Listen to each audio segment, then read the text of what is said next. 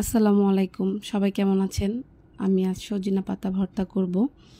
সজিনা পাতা অনেকে অনেকভাবেই পছন্দ করেন, কিন্তু আমার কাছে ভর্তাটা খুব পছন্দ হয়। আর এই ভর্তাটা কই মাছ বা টাকি মাছ দিয়ে অনেক মজা হয়, কিন্তু আমি আজ রুই মাছ দিয়ে করব। সজিনা পাতা পেড়ে নিলাম। সজিনা পাতা পাড়ার পর একটা ঝুড়িতে সুন্দরভাবে পাতাগুলো ছেড়ে নিব। সজিনা পাতা ছিঁড়ে আমি ঝুড়িতে নিলাম। সুন্দরভাবে একটা একটা করে ছিঁড়ে নিতে হবে। পাতাগুলো নেওয়ার পরে আমি একটা কড়াই নেব। পাতাগুলো আমার সবগুলো ছেঁড়া শেষ। আমি ঝুড়িতে সবগুলো নিয়ে নিয়েছি। এখন কড়াইয়ের মধ্যে আমি সজিনা পাতা দিলাম। পাতা দেওয়ার পর পেঁয়াজ দিলাম, রসুন দিলাম, রুই মাছ দিলাম। মাছটা একটু বেশি হলে খুব মজা হয়। এখানে 3 টুকরো মাছ দিয়েছি আমি। মাছ দেবার পর একটু তেল দেব। তেলটা একটু বেশি হলে ভালো হয়। তারপর একটু লবণ দিব। লবণ দেওয়ার পর আমি এর উপরে আবার সজিনা পাতা দিয়ে দিলাম। সজিনা পাতা দেওয়ার পর সামান্য একটু পানি দিয়ে দিলাম, যেন পাতা ভালো করে সেদ্ধ হয়। তারপর চুলায় বসিয়ে দিলাম। সেদ্ধ হওয়ার পর আমি ঢাকনা দিয়ে ঢেকে দিলাম। অনেকক্ষণ দেখার পরে এখন দেখছি আমার পানিগুলো শুকিয়ে আসছে। পানিগুলো একটু ভালোভাবে শুকিয়ে নিতে হবে। পানি থাকলে কিন্তু ভর্তা একটুও ভালো লাগবে না।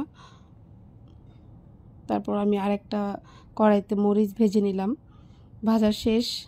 এখন আমি মরিচ নিলাম, সজিনা পাতা নিলাম, তারপর সেই সিদ্ধ করা পেঁয়াজ, রসুন আর মাছের কাটা ভালো করে বেছে তারপর নিয়েছি। এখন পাটার মধ্যে মরিচ, সামান্য একটু লবণ, কারণ আমি লবণ আগেই দিয়েছি, ভালোভাবে বেটে নেব। মরিচটা বাটা হয়ে গেলে আমি সজনা পাতা দেব। পাতা দেবার পর ভালোভাবে বেটে নেব। সবগুলো পাতায় আমি ভালো করে বেটে নিলাম।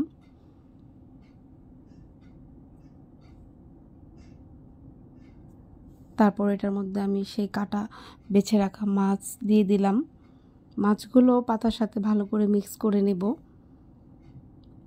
তারপর আমি সেই আধা সিদ্ধ করা রসুন, পেঁয়াজ সেটা আলতোভাবে বেটে নেব। মাছ, সজিনা পাতা আর পেঁয়াজ একসাথে ভালো করে মিক্স করতে হবে। আমি হাত দিয়েই মিক্স করছি। হাত দিয়ে ভালোভাবে মিক্স করার পর তারপর আমি আবার হালকাভাবে একটু বেটে নিলাম। বেটে নেওয়ার পর আবারও হাত দিয়ে মিক্স করলাম।